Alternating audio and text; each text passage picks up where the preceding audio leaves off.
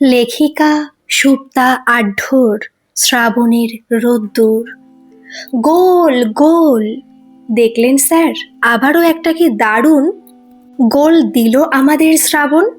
দেখো দেখো সুবিমল, ছেলেরা জিতে গিয়ে শ্রাবণকে কোলে তুলে আনন্দে নাচানাচি করছে, আর শ্রাবণ বরাবরের মতোই আজও চুপচাপ, ওর কোনো হেলদোল নেই।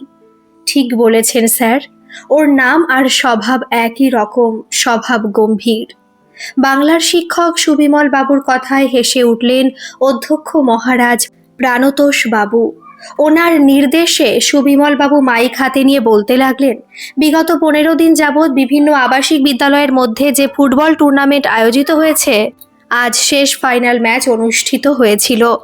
নতুন জীবন অনাথ আশ্রম ও আশা অনাথ আশ্রমের মধ্যে, এদের মধ্যে বিজয়ী হয়েছে নতুন জীবন অনাথ আশ্রম, আর সর্বোচ্চ গোলদাতা আমাদের আশ্রমের ছাত্র শ্রাবণ সেনগুপ্ত।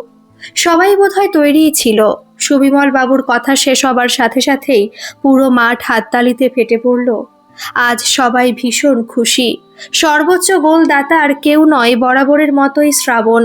সুবিমল বাবুর ঘোষণা মতো শ্রাবণের হাতে পুরস্কার তুলে দিতে এগিয়ে এলেন ফুটবল জগতের বিশিষ্ট ব্যক্তিত্ব এবং এই আশ্রমের ভালো মন্দের সাথে বহুদিন ধরে যুক্ত অর্কজ্যোতি চৌধুরী। শ্রাবণকে দেখে এক মুহূর্তের জন্য থমকে গেলেন অর্কজ্যোতি। কোনো রকমে নিজেকে সামলে পুরস্কারটা ওর হাতে তুলে দিয়ে অভিনন্দন জানিয়ে নিজের চেয়ারে বসলেও মনের ভিতরটা উথাল পাথাল করছিল। বারবার ছেলেটির দিকে চোখ চলে যাচ্ছিল অর্কজ্যোতির। এক অদ্ভুত অজানা টান অনুভব করছিলেন ভেতরে ভেতরে। অনুষ্ঠানের শেষে আশ্রমিকরা শ্রাবণকে নিয়ে হৈ হৈ করতে করতে চলে গেলে হঠাৎ করে বুকের ভিতরটা ফাঁকা হয়ে গেল অর্কজ্যোতির। আজকের বিখ্যাত ফুটবলার অর্কজ্যোতি চৌধুরী এই অনাথাশ্রমের সাথে বহুদিন ধরে যুক্ত।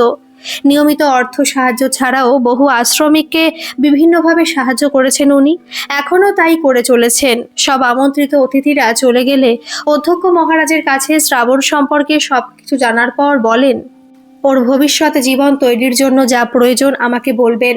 আজ থেকে আমি ওর দায়িত্ব নিলাম। ওনার কথায় অধ্যক্ষ মহারাজ কিছু না বলে নীরবে হাসলেন। নীরব হাসিতে অনেক না বলা কথা গোপন করা যায়। আশ্রম থেকে ফিরে এসেও মন শান্ত হচ্ছিল না অর্কজ্যোতির। শ্রাবণের মুখটা বারবার চোখের সামনে ভেসে উঠছিল। এ আমি কাকে দেখলাম? এ যেন আমার কৈশোর আমার সামনে ধরা দিয়েছে। কিন্তু ওই চোখ, ওই হাসি, ও যে বড়ই পরিচিত। এটা কি করে সম্ভব? তাহলে কিরে, দরজা খোলা রেখে ঘর অন্ধকার করে বসে আছিস যে? মাঠে সিলেকশন নিয়ে কোনো গোলমাল হয়নি তো? কিরে, কোনো প্রবলেম? মনোজের কথায় সম্বিত ফিরে পেয়ে হেসে বলল, না রে, আজ নতুন জীবনে গিয়েছিলাম। বাচ্চাগুলোর খেলা দেখতে দেখতে আমাদের সেই চেনা মাঠ, পুরনো দিনগুলোই ফিরে গিয়েছিলাম। বেশ কিছুক্ষণ কথা বলে মনোজ চলে গেলে অন্ধকার ছাদে দাঁড়িয়ে রইল অর্কজ্যোতি। আজ আর আলোর মুখোমুখি হবার ইচ্ছে হচ্ছিল না ওর। অতীতকে ভুলে থাকার জন্যই নিজেকে চরম ব্যস্ততায় ব্যস্ত করে রেখেছে ও। কিন্তু আজ সেই অতীতই প্রশ্নবাণে জর্জরিত করছে ওকে। অন্ধকারে চোখ বন্ধ করতে শ্রাবণের সাথে সাথে আর একটা মুখ ভেসে উঠছিল বারবার। অর্ক কিছুতেই বুঝতে পারছিল না। এতদিন ধরে ওই আশ্রমের অনেক ছেলেকে ও দেখেছে, আজ হঠাৎ শ্রাবণকে দেখে এই অন্য অনুভূতির কারণ কিছুতেই খুঁজে পাচ্ছিল না অর্ক।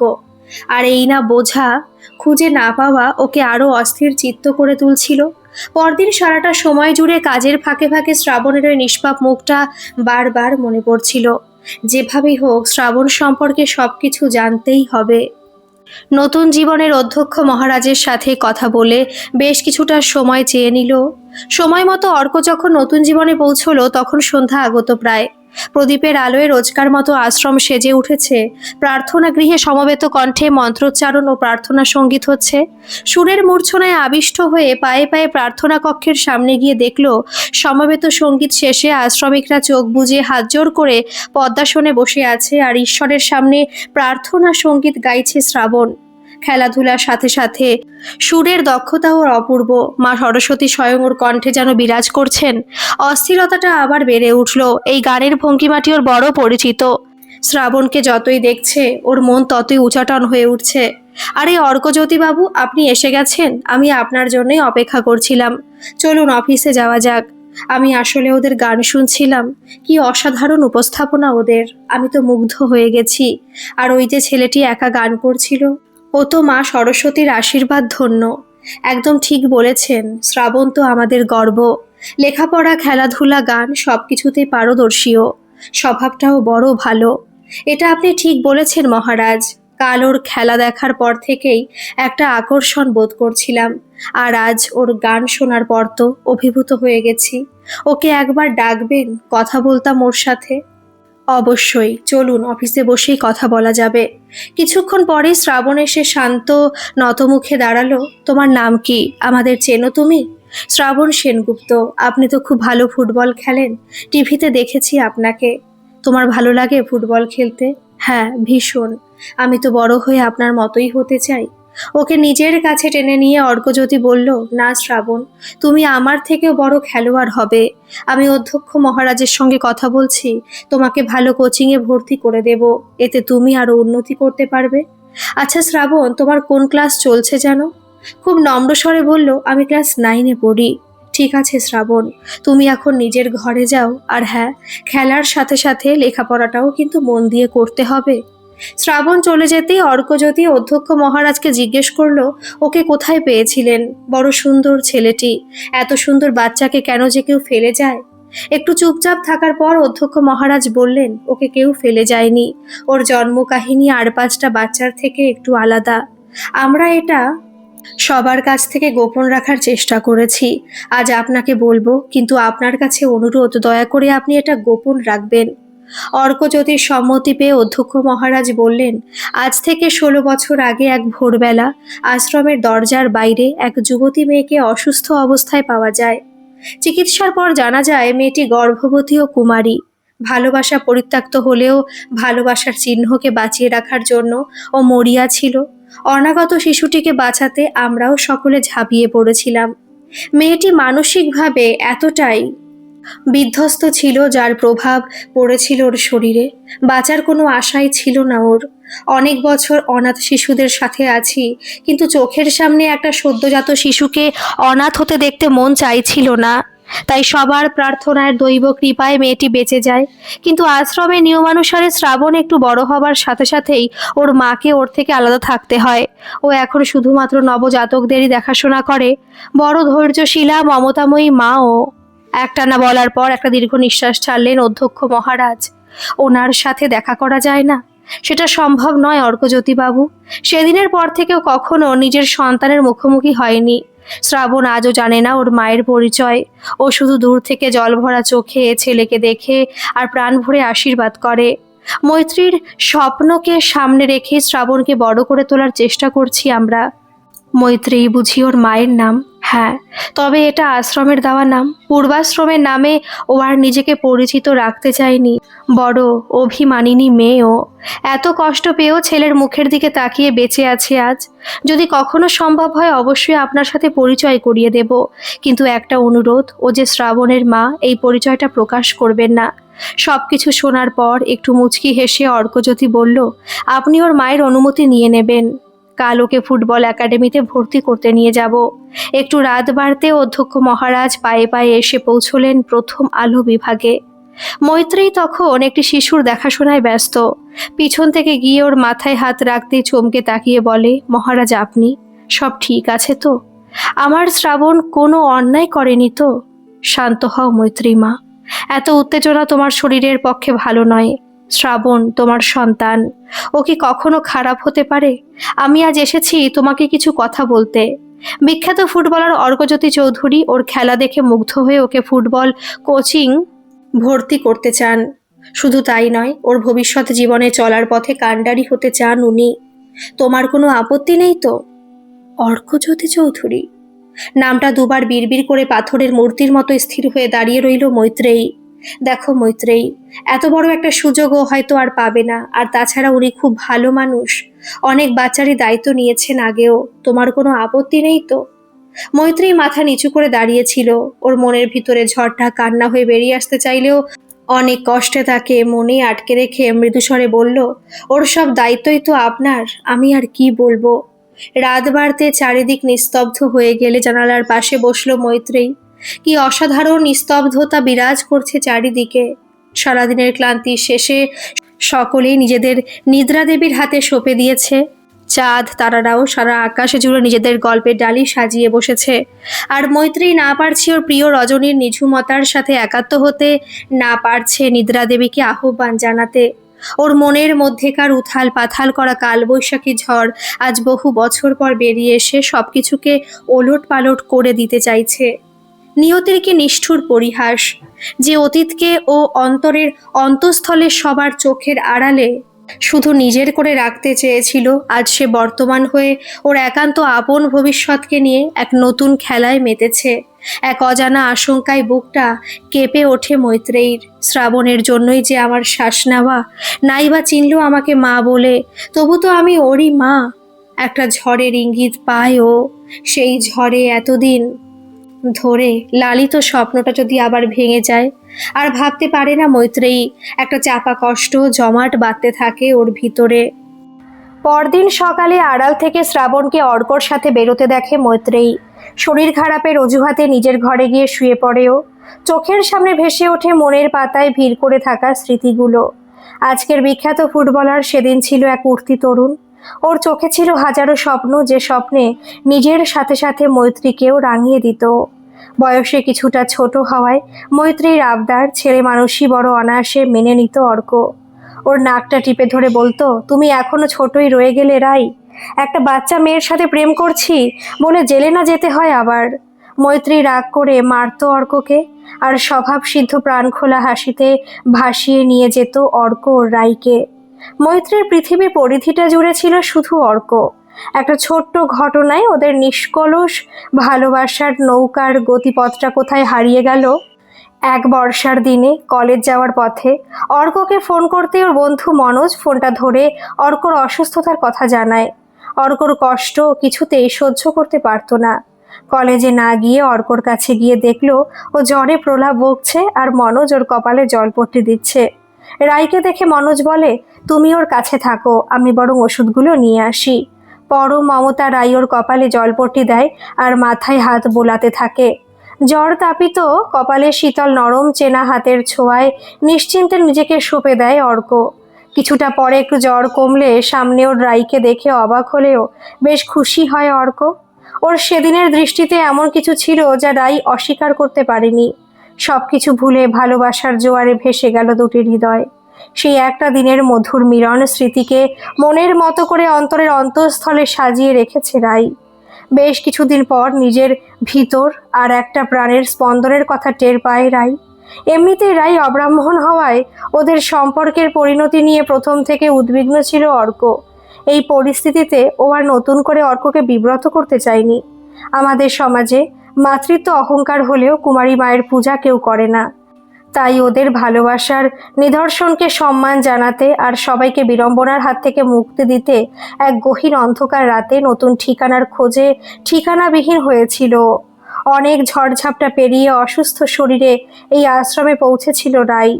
ও আর ওর অনাগত সন্তান আশ্রয় পেয়েছিল এখানে। ওর নতুন নাম হয়েছিল মৈত্রেয়ী। পুরনো সবকিছুকে সবার থেকে আড়ালে রেখে বর্তমানকে সাথে নিয়ে পথ চলছিল। এই সব ভাবতে ভাবতে কখন যেন চোখটা লেগে গিয়েছিল মৈত্রেয়ীর। হঠাৎ প্রচণ্ড ঝড়ের দাপটে ঘুমটা ভেঙে যেতেই বাইরে বেরিয়ে দেখলো ঝড়ের দাপটে গাছগুলো নুয়ে পড়ে পবন দেবতাকে স্বাগত জানাচ্ছে। সাথে কারা নাকারার মতো মেঘ বজ্রের গর্জনের মাঝে রূপালী আলোর ঝলসানিতে নিজের উপস্থিতি জানান দিচ্ছে বিদ্যুল্লতা। শ্রাবণের জন্য মাতৃহৃদয় উতলা হয়ে উঠল। ওদিকে সারাটা দিন মিস্টার চৌধুরীর সাথে কাটিয়ে ফুটবল একাডেমিতে ভর্তি হওয়ার আনন্দে এতটাই মশগুল যে বাইরে ঝড়ের দাপট অনুভব করতেই পারে না। শ্রাবণের বন্ধুরাও ওর এই ভাবান্তরে বেশ অবাকই হয়ে যায়। কিরে শ্রাবণ, তুই তো এত ভালোবাসিস ঝড়, বাইরে যাবি না? রাজেন জানতে চাইল। ওর কথায় স্বপ্নের জগতে ভাসতে ভাসতে শ্রাবণ বলল, জানিস রাজেন, চৌধুরী স্যার না ভীষণ ভালো, খেলার ব্যাপারে কত কি জানেন, আর সবাই ওনাকে কত সম্মান জানায়। সে তো হবেই, অত বড় একজন খেলোয়াড় বলে কথা। ঠিকই বলেছিস, কিন্তু জানিস ওনার একটু অহংকার নেই। কত গল্প করলেন আমার সাথে, ওনার ছোটবেলার কথাও বললেন। তোর ইচ্ছের কথাটাও ওনাকে বলেছিস নাকি? হ্যাঁ বলেছি তো, উনি বলেছেন আমাকে সব রকমভাবে সাহায্য করবেন। তবে সামনেই পরীক্ষা তো, তাই এখন পড়াশোনায় বেশি করে মন দিতে বলেছেন। তুই কি বাইরে যাবি? না, তুই যা, সারাদিন পড়া হয়নি, আমি বরং একটু পড়তে বসি। বই সামনে থাকলেও আজ শ্রাবণের মন ছিল অন্য জায়গায়। বড্ড মনে পড়ছিল চৌধুরী স্যারকে। ওনার প্রতি এক অন্যরকম আকর্ষণ অনুভব করছিল। হঠাৎ জানালার বাইরে বৃষ্টি দেখে মনটা উদাস হয়ে যায় শ্রাবণের। শ্রাবণ জানে ও অনাথ, তবু মাঝে মাঝে নিজের কারোর জন্য মনটা বড় উচাটন হয়ে যায়। মনে হয় ওর যদি মা থাকতো। মায়ের অভাব আজকাল বড় বেশি করে অনুভব করে শ্রাবণ। তবে সবচেয়ে অদ্ভুত ব্যাপার, চৌধুরী স্যারের কাছে গেলে সব অভাববোধ এক নিমেষে উধাও হয়ে যায়। ওনাকে খুব কাছের মনে হয়, একেবারে নিজের কোনো আপনজন। শ্রাবণকে নতুন জীবনে ছেড়ে আসার পর থেকেই মনটা ভার হয়ে আছে অর্কর। সারাদিন একসাথে কাটানোর পর থেকেই ওকে আর কাছছাড়া করতে মন চাইছিল না অর্কর। হঠাৎ করে রাই জীবন থেকে চলে গিয়ে একটা বড় প্রশ্নচিহ্ন রেখে যায় ওর সামনে, যার ভার ও আজও বয়ে চলেছে। রাইয়ের জন্য অপেক্ষায় আর প্রশ্নের ভার বইতে বইতে কখন যে রাই ওর সমস্ত সত্তার সাথে মিশে গেছে বুঝতেই পারেনি অর্ক। আলাদা করে রাইকে মনে করার প্রয়োজনই হয় না আজ আর। আজও ওর হৃদয় সিংহাসনটা নববধূর আগমনের অপেক্ষায় সুসজ্জিত হয়ে অপেক্ষা করছে। আজ হঠাৎ শ্রাবণ এসে নিজের অধিকারেই কখন যেন সে জায়গাটা দাবি করছে। ওরা দুজনেই সেই অধিকারকে অনুভব করতে পারে, শুধু জানে না কিসের সে অধিকার। আর এই নতুন প্রশ্নের ভার অর্ককে আরও অস্থির করে তুলছে। বড় ইচ্ছে করে শ্রাবণকে নিজের কাছে রাখতে, অপূর্ণ স্বপ্নগুলো শ্রাবণের চোখে এঁকে দিয়ে ওর জীবনটাকে স্বপ্নীল করে তুলতে। এসব ভাবতে ভাবতে কখন যেন চোখটা লেগে গিয়েছিল ওর। হঠাৎ ফোনের আওয়াজে ঘুমটা ভেঙে গেল অর্কর। কখন যে সকালে রোদ্দুর মুখে এসে পড়েছে বুঝতেই পারেনি অর্ক। কিরে, আজ প্র্যাকটিস এলি না যে? মনোজ উদ্বিগ্ন হয়ে জানতে চাইল। ঘুমিয়ে পড়েছিলাম রে। তোর তো কোনোদিন এমন হয় না, শরীর খারাপ হয়নি তোরে? মনোজকে ক্লাবে থাকতে বলে আধ ঘন্টার মধ্যেই ওখানে পৌঁছে যায় অর্ক। জানিস মনোজ, ওকে না দেখলে তুই বুঝতে পারবি না। শ্রাবণকে দেখলে আমার ছেলেবেলাটা চোখের সামনে দেখতে পাই। ওর মাঠের প্রতিটা পদক্ষেপ, অঙ্গভঙ্গি সবটা বড় চেনা মনে হয়। তুই দেখবি ওকে। এত উত্তেজিত হোস না অর্ক। ও যেদিন খেলতে আসবে দূর থেকেই ওকে দেখে নেব। ওর সামনে গেলে ও হয়তো কুণ্ঠিত হয়ে পড়বে। তোকে একটা কথা বলবো? হ্যাঁ বল। এত ইতস্তত করছিস কেন? ভাবছি শ্রাবণকে দত্তক নেব। ওকে নিজের কাছে রেখে আমার দেখা অপূর্ণ স্বপ্নগুলো ওর চোখ দিয়ে আবার নতুন করে দেখতে ইচ্ছে করছে। তুই এখন ওর রাইকে ভুলিসনি না রে? সেই অভাবটাকে শ্রাবণকে দিয়ে মেটাতে চাস? তোকে একটা কথা বলা হয়নি। শ্রাবণকে দেখলে ওর চোখের দিকে তাকালে যেন রাইকে দেখতে পাই। মনে হয় শ্রাবণের মধ্যে রাইয়ের সত্তা মিশে আছে। এটা মনে পড়লে শ্রাবণের প্রতি আকর্ষণ আরও বেড়ে যায়। যদি শ্রাবণকে কাছে পেলে তোর অস্থিরতা কমে তাহলে তাই কর, না হলে খেলার মাঠে তোর বেস্টটা তুই দিতে পারবি না। ক্লাব থেকে বেরিয়ে নতুন জীবনে পৌঁছে দেখলো অধ্যক্ষ মহারাজ বাগার পরিচর্যায় ব্যস্ত, আর ছেলেরা তাকে সাহায্য করছে। ওকে দেখে শশব ব্যস্ত হয়ে বললেন, আপনি? একটু অপ্রস্তুত হয়ে অর্কজ্যোতি বলল, আপনাকে ফোন না করে চলে আসার জন্য সত্যি দুঃখিত। আসলে একটা গুরুত্বপূর্ণ ব্যাপারে একটু কথা ছিল। না না, ঠিক আছে, চলুন অফিসে যাওয়া যাক। সবটা শোনার পর এক অদ্ভুত দোটানায় পড়ে গেলেন উনি। একদিকে শ্রাবণের সুন্দর ভবিষ্যতের স্বপ্ন, অন্যদিকে এক অভাগিনী মায়ের বেঁচে থাকার রসদ। কি করবেন ভেবে না পেয়ে প্রার্থনা গৃহে এসে দেখেন মৈত্রেয়ী ঈশ্বরের সামনে ধ্যান মগ্ন হয়ে বসে আছে। আজকাল বড় আনমনা উদাসী দেখায় মৈত্রেয়ীকে। প্রথম আলো আর নিজের ঘর এছাড়া আর কোথাও দেখা যায় না ওকে। ঈশ্বরের লীলা বড় অদ্ভুত। অধ্যক্ষ মহারাজ এসেছিলেন ঈশ্বরের সামনে মনের ভার কমিয়ে সমাধানের পথ খুঁজতে। এখানে এসে দেখেন মৈত্রেয়ী ঈশ্বরের সামনেই বসে আছে। ধীর পায়ে ঈশ্বরের সামনে এগিয়ে এসে প্রণাম করে কঠিন বাস্তবের সম্মুখীন হওয়ার শক্তি চেয়ে নিলেন। মায়ের কাছ থেকে সন্তানকে চাওয়ার মতো শক্ত কাজ পৃথিবীতে বোধহয় আর নেই। তবু আজ শ্রাবণের ভবিষ্যতের কথা ভেবে সব দ্বিধা কাটিয়ে মৈত্রীকে সব জানিয়ে অনুমতির অপেক্ষায় রইলেন। মহারাজের কাছে কিছুটা সময় চেয়ে নিয়ে চলে গেল মৈত্রেয়ী। গমনোদ্যত মৈত্রীকে দেখে একটা দীর্ঘ নিঃশ্বাস ফেলে মনের ভার লাঘব করতে ধ্যানমগ্ন হলেন অধ্যক্ষ মহারাজ। মৈত্রীর পা যেন চলতেই চাইছে না আজ। অনেক কষ্টে শরীরটাকে টেনে নিয়ে এসে নিজের ঘরের দরজা বন্ধ করে দেয় মৈত্রেয়ী। মহারাজের কথাগুলো অনুরণিত হতে থাকে ওর কানে।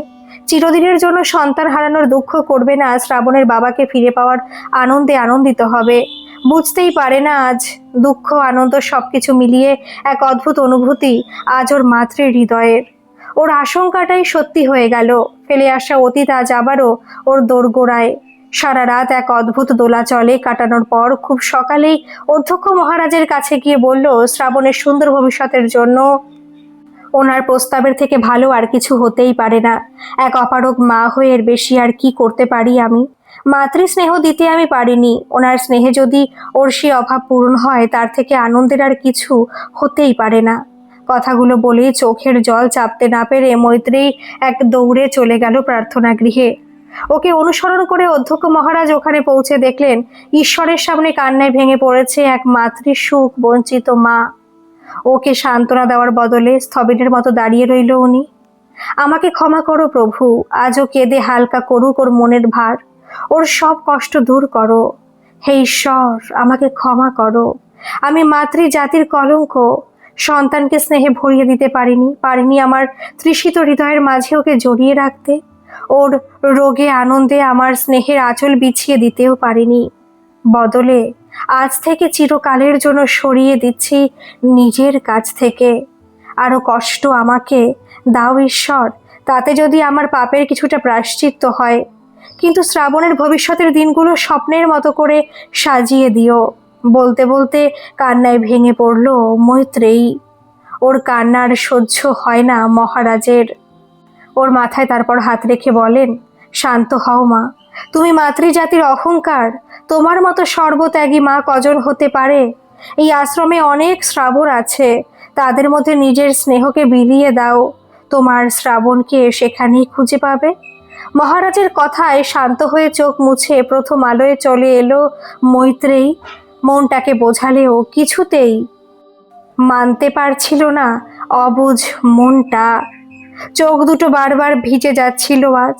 প্রত্যেকটা শিশুর মধ্যেই শ্রাবণের সেই ছোটবেলার মুখটাই দেখতে পাচ্ছিল আজ। নতুন জীবন থেকে ফিরে আসার পর কিছুতেই মন বসাতে পারছিল না অর্ক। বড় অস্থির লাগছিল। এতটা অস্থির দুশ্চিন্তাগ্রস্ত হয়তো জীবনে প্রথমবার মাঠে নামার সময়ও হয়নি ওর। সময় যেন থমকে দাঁড়িয়েছিল আজ এক জায়গায়। কি করবে কিছু ভেবে না পেয়ে মনোজকে ফোন করলো। কিরে, সব ঠিকঠাক আছে তো? মহারাজ কি বললেন? উনি একটু সময় চেয়ে নিয়েছেন রে। অদ্ভুত ব্যাপার তো, একজন অনাথ ছেলেকে দত্তক নিবি, তাতে ওনার অসুবিধার কি হলো? ইতস্তত করে বলল, জানি না রে, তবু একটু চিন্তায় আছি। তা না করে তুই বরং বিশ্রাম নে, কাল মাঠে দেখা হবে। রায় জীবন থেকে হারিয়ে যাওয়ার পর আর কাউকে নিয়ে এতটা উদ্গ্রীব হয়নিও। কোনো এক অজ্ঞাত অধিকার বশে আজ শ্রাবণ ওর হৃদয় জায়গা করে নিয়েছে। শ্রাবণকে দেখলে এক অদ্ভুত স্নেহ কাজ করে। একেই কি অপত্য স্নেহ বলে? এর উত্তর জানা নেই অর্কর। যদি তুমি থাকতে হয়তো আমাদের সন্তানও এত বড়ই হতো। কোন অজানা অপরাধের বোঝা আমার কাঁধে চাপিয়ে কোথায় হারিয়ে গেলে রাই? তুমি তো আমাকে ছাড়া ভাবতেই পারতে না। তাহলে এতগুলো বছর আমাকে ছেড়ে কোথায় কিভাবে আছো? এত বছর ধরে এই একই প্রশ্ন ওকে কুরে কুরে খাচ্ছে। এসব ভাবতে ভাবতে কখন যেন ঘুমিয়ে পড়েছিল অর্ক। ভোরবেলা এক অদ্ভুত স্বপ্নে ঘুমটা ভেঙে গেল। আজ স্বপ্নে রাই তুমি শ্রাবণকে আমার হাতে তুলে দিয়ে চলে গেলে। এসবের মানে কি? শ্রাবণের সাথে কি সম্পর্ক তোমার? এর উত্তর আমি কোথায় পাবো? আর নতুন কোনো প্রশ্নের ভার বইবার ক্ষমতা নেই আমার। নিজের মনকে সংযত করে ফ্রেশ হয়ে একটু তাড়াতাড়ি মাঠে পৌঁছলো অর্ক। মনটা হালকা করার জন্য আজ অনেকক্ষণ প্র্যাকটিস করলো। খেলা শেষে মনোজকে সাথে নিয়ে ফুটবল একাডেমিতে ঢুকতেই কোচের সঙ্গে দেখা হয়ে যায়। গুড মর্নিং অর্কদা, তুমি শ্রাবণ নামের যে ছেলেটিকে ভর্তি করে দিয়েছো? হ্যাঁ হ্যাঁ, কেমন দেখছো ওকে? ভীষণ ভালো, টেকনিকগুলো একবারের বেশি শেখাতেই হয় না। চলো না, ওই তো মাঠেই খেলছে। দূর থেকে ওর খেলা দেখতে দেখতে মনোজ বলে, এ তো ছোটবেলার সেই অর্ক। আর ওর খেলা দেখে মনে হচ্ছে এটা ওর জন্মগত প্রতিভা। তোর সাথে এত মিল জাস্ট ভাবাই যায় না। মাঠে অধ্যক্ষ মহারাজের কাছে খবরটা পেয়ে আনন্দে উত্তেজনায় বাকরুদ্ধ হয়ে গেল। যত তাড়াতাড়ি সম্ভব অধ্যক্ষ মহারাজের সাথে দেখা করলো অর্ক। শ্রাবণের কোনো আপত্তি নেই জানতে পেরে উৎফুল্ল চিত্তে মনোজকে সবটা জানিয়ে আইনি প্রক্রিয়াগুলো মেটাতে উকিলের সঙ্গে দেখা করলো। বহুদিন পরে রায়ের ছবিটা বের করলো। দুদিকে লম্বা বেনি ঝোলানো, কপালে ছোট্ট কালো টিপ আর হলুদ শাড়িতে অসাধারণ লাগে রাইকে। কতগুলো বছর তোমাকে দেখি না, তোমার ইচ্ছে করে না আড়ালটাকে সরিয়ে সামনে এসে দাঁড়াতে? তোমার ওই ভ্রুভঙ্গি, চোখের কোলের হাসি খুব মিস করি। জানো রাই, শ্রাবণকে দেখলে তোমার কথা বেশি বেশি করে মনে পড়ে যায়। রাইয়ের সাথে কথা বলতে বলতে কোনো কোনো রাত শেষ হয়, নতুন দিনের শুভারম্ভ হয়ে যায়। আশ্রম থেকে শ্রাবণের আসার দিন যত এগিয়ে আসতে থাকে, এক নতুন সম্পর্ক তৈরির আনন্দে বিভোর হয়ে যায় অর্ক। শ্রাবণের মনের মতো করে বাড়িটাকে সাজানোয় মগ্ন হয়ে থাকেও। শ্রাবণও বেশ খুশি, অনাথ হওয়ায় মা বাবার স্নেহ বঞ্চিত হয়েই বড় হচ্ছিল। এত বছর পরে কেউ ওকে নিজের সন্তানের স্বীকৃতি দিচ্ছে, নাইবা হলো রক্তের সম্পর্ক, তবু শ্রাবণ ওনাকে উপযুক্ত সম্মান ও ভালোবাসা নিশ্চয়ই দেবে। তবে আশ্রম থেকে চলে যাবার দিন যত এগিয়ে আসছে, বড় কষ্ট হচ্ছে শ্রাবণের। মনে হচ্ছে খুব কাছের কাউকে ছেড়ে চলে যাচ্ছে চিরদিনের জন্য। আমাদের ভুলে যাবি না তো শ্রাবণ? আমরা কিন্তু তোকে খুব মিস করবো রে। কি যে বলিস তোরা, একসাথে বড় হয়েছি, কত দুষ্টুমি করেছি, সেগুলো কি ভোলা যায়? আর তাছাড়া উনি তো বলেছেন প্রতি রবিবার আমি তোদের সাথেই কাটাবো। সত্যি? তাহলে তো ভালোই হবে। তোরা ঘুমিয়ে পড়, আমি একটু পরে শোবো। সবাই ঘুমিয়ে পড়লে শেষবারের মতো আশ্রমের সাথে একা থাকতে ঘর থেকে বাইরে বেরিয়ে এসে খোলা আকাশের নিচে দাঁড়ালো শ্রাবণ। অন্ধকার রজনীর নিস্তব্ধতা ওর বড় প্রিয়। এই আশ্রমের প্রতিটা গাছপালা, আকাশ বাতাস, মানুষজন সব ওর খুব কাছের আত্মার আত্মীয়। অনাথ শ্রাবণের এরাই ছিল আপনজন। এদের ছেড়ে নতুন সম্পর্কের নতুন আশ্রয়ে যাচ্ছে। আনন্দ, উত্তেজনা, দুঃখ, ভয় সবকিছু মিলিয়ে অদ্ভুত এক অনুভূতি হচ্ছে ওর। এত সবের মধ্যে কাছের কাউকে ছেড়ে যাওয়ার কষ্টটাই সবচেয়ে বেশি। পরদিন সকালে মৈত্রী আড়াল থেকে শ্রাবণকে ওর বাবার সাথে চলে যেতে দেখে একটা দীর্ঘশ্বাস ফেলে ভাবলো, এই বেশ ভালো হলো, ঈশ্বর আজ ওদের মিলিয়ে দিয়েছেন। নাইবা জানলো ওরা ওদের সম্পর্কের কথা, কিন্তু সত্যিটা তো আর মিথ্যে হয়ে যাবে না। আর নিঃশ্বাস নেওয়ার প্রয়োজনও ফুরিয়ে গেছে। যতদিন যেতে লাগলো, মৈত্রীর মনের সাথে সাথে শরীরও ভেঙে পড়তে লাগলো। নিজের ঘর থেকে বেরোনো বন্ধ করে দিয়েছিল মৈত্রী। পুরনো স্মৃতিগুলো নিয়ে দিনগুলো কাটতো ওর। দিন শেষ হয়ে আসছে বুঝতে পেরে শ্রাবণ ও অর্কর জন্য দুটো আলাদা খাম তৈরি করে অধ্যক্ষ মহারাজের হাতে দিয়ে বলল, আমার মৃত্যুর পর ওদের এগুলো দিয়ে দেবেন। এ কথা কেন বলছো? শ্রাবণ ওর বাবাকে পেয়েছে। ওর জীবনে আমার প্রয়োজন, পৃথিবীতে আমার নিঃশ্বাস নেবার প্রয়োজনও শেষ হয়ে গেছে মহারাজ। কথাগুলো বলে ধীর পায়ে মহারাজের কাছ থেকে বিদায় নিয়ে চলে যায় মৈত্রেয়ী। শ্রাবণ আসার পর কখন যে মনের মেঘ কেটে গিয়ে রৌদ্রোজ্জ্বল দিনের শুভারম্ভ হয়ে গেছে জানতেই পারেনি অর্ক। ওদের সম্পর্কটাও বেশ একটা সহজাত বোধেই তৈরি হয়ে গেছে, নতুন কোনো সম্পর্ক বলে মনেই হয় না ওদের। রাইয়ের সমস্ত সত্তা যেন শ্রাবণের মধ্যেই মিশে আছে। ভীষণ অদ্ভুত ছেলেটা, ওর অনুভূতিগুলো রাইয়ের মতো, অল্পেই আঘাত পায়। রাইও ঠিক এরকমই ছিল।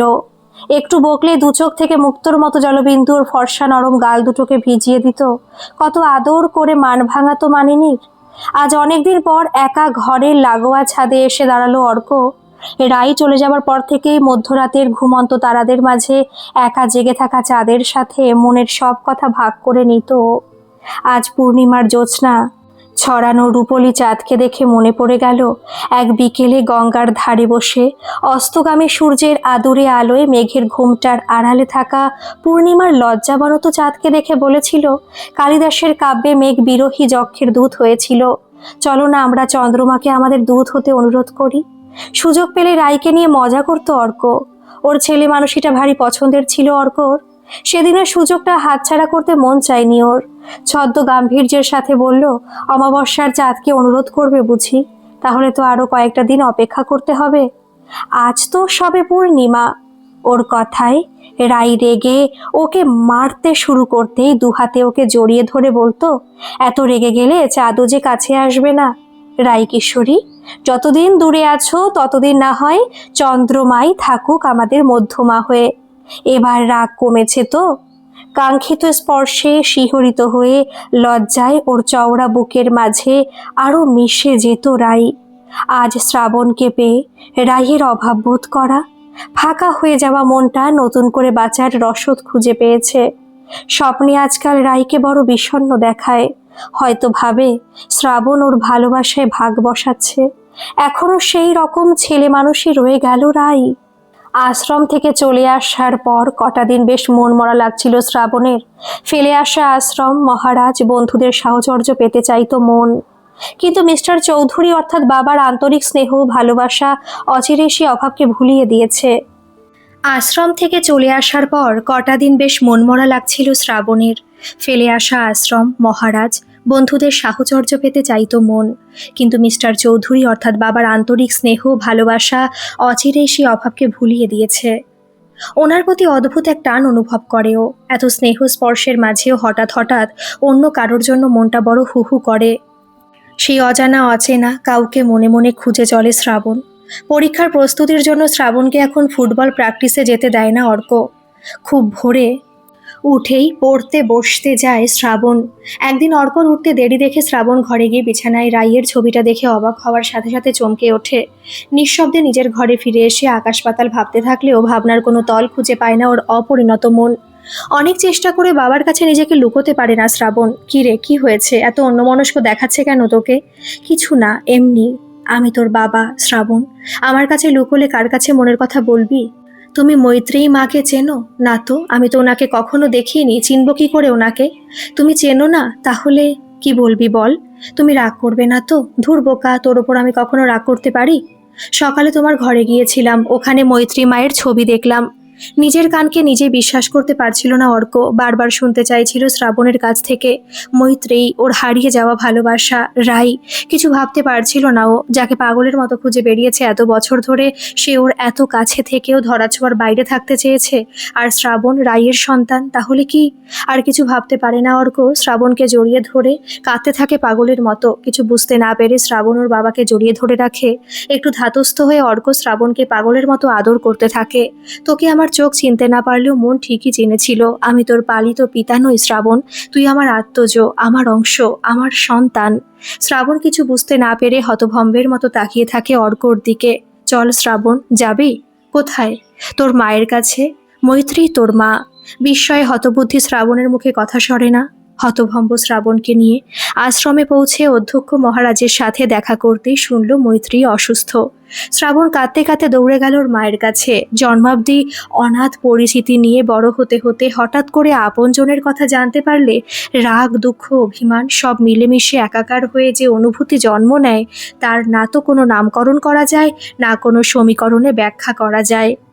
ওকে অনুসরণ করে ওরা দেখল শ্রাবণ মৈত্রীকে জড়িয়ে ধরে কাঁদছে, আর মুখে হাসি, চোখে জল নিয়ে কতদিনের জমানো আদরে স্নেহে ভরিয়ে দিচ্ছে মা, তার সবচেয়ে বড় সম্পদ, আদরের ধন সন্তানকে। আমাকে আর তোমার থেকে দূরে সরিয়ে দেবে না তো মা? তোমাকে নিয়ে যেতে এসেছি, তুমি যাবে তো? আমি কোথায় যাব রে? আমার যে দিন শেষ হয়ে আসছে বাবা। একজন মায়ের কাছে সবচেয়ে আনন্দের মুহূর্ত সন্তানের মুখে চিরকাঙ্ক্ষিত মা ডাক শোনা। আজ আমার সেই প্রত্যাশার অবসান হয়েছে। আর আমার কাছে তোমার কোনো প্রত্যাশাই কি নেই রাই? যে কণ্ঠস্বর শুনলে একদিন ওর শরীর মন রোমাঞ্চিত হয়ে উঠত, যার গলায় নিজের নাম না শুনলে দিনটাই বৃথা হয়ে যেত। আজও যে আওয়াজ ওর সমগ্র অন্তরাত্মা জুড়ে আছে, যে ভরাট গলার প্রাণখোলা হাসিটা মনে করেই ওর রাত্রি যাপন হয়, সমগ্র সত্তা জুড়ে থাকা সেই চিরপ্রিয় আওয়াজে প্রায় ভুলে যাওয়া নিজের নাম শুনে চমকে উঠে তাকিয়ে দেখে দরজার বাইরে অধ্যক্ষ মহারাজের সঙ্গে দাঁড়িয়ে আছে অর্ক। তুমি? হ্যাঁ রাই, আমি। যাকে তুমি বিনা অপরাধে অপরাধী করে রেখেছো এতগুলো বছর। নিঃশব্দে কাঁদতে থাকে মৈত্রেয়ী। এত বড় সত্যিটা সেদিন আমার কাছ থেকে কেন লুকিয়েছিলে রাই? আমাকে কষ্ট দিয়ে শ্রাবণকে অনাথ করে কেন রাখলে? অর্কর কথায় সবটা বুঝে শ্রাবণকে নিয়ে অধ্যক্ষ মহারাজ ওদের একা থাকতে দিয়ে চলে যান নিজের ঘরে। ওর উত্তরের অপেক্ষা না করেই অর্ক বলে চলেছিল, কোনো সুযোগ না দিয়ে এতগুলো বছর আমাকে অপরাধী করে কেন রাখলে? তুমি তো আমাকে ছাড়া ভাবতেই পারতে না। এতগুলো বছর, মাস, দিন আমাকে ছেড়ে কি করে পারলে থাকতে? তোমার প্রিয় সখা চন্দ্রমা কোনো বার্তাই কি দেয়নি তোমাকে? আমাদের সম্পর্কের পরিণতি নিয়ে তোমার চিন্তা অনেক চেষ্টাতেও গোপন করতে পারোনি তুমি। নতুন করে তোমার বিড়ম্বনা আর বাড়াতে চাইনি। তোমার ভালোবাসার নিদর্শনকে কোনো মূল্যে হারাতেও চাইনি। তাই তাকে বাঁচিয়ে রাখতেই তোমাকে ছেড়ে, পরিবারের সবাইকে ছেড়ে চলে এসেছিলাম। আমি জানি আমার অপরাধের সীমা নেই তোমার কাছে। তাই তো তোমাকে এত কাছে পেয়েও নিজেকে শাস্তি দিতে তোমার থেকে দূরে সরিয়ে রেখেছি। নিজের গর্ভজাত সন্তানকে দিনের পর দিন চোখের সামনে দেখলেও বুকের মাঝে জড়িয়ে ধরতে পারিনি। দিনের পর দিন মনের ভিতর চেপে বসে থাকা জগদ্দল পাথরটাকে এক নিঃশ্বাসে সরিয়ে দিয়ে ক্লান্তিতে শরীর আর সঙ্গ দিল না ওর। মাথা ঘুরে পড়ে যাচ্ছিল মৈত্রেয়ী। তাড়াতাড়ি অর্ক ওকে কোলে তুলে অতি যত্নে বিছানায় শুইয়ে দিয়ে মাথায় হাত বুলিয়ে দিতে দিতে বলল, অযত্নে অবহেলায় নিজেকে যে শেষ করে ফেলেছ। শ্রাবণ ওর বাবাকে পেয়েছে, যে স্নেহের আঁচলের ছায়া আমি বিছিয়ে দিতে পারিনি, সেই স্নেহ ভালোবাসা তুমি ওকে দিয়েছ। আমার বেঁচে থাকার প্রয়োজন ফুরিয়ে গেছে। তোমার অভাব প্রয়োজনীয়তা কখনো শেষ হবে না রাই। একবার যখন তোমাকে হারিয়ে ফিরে পেয়েছি, আর নতুন করে তোমাকে হারাতে পারবো না।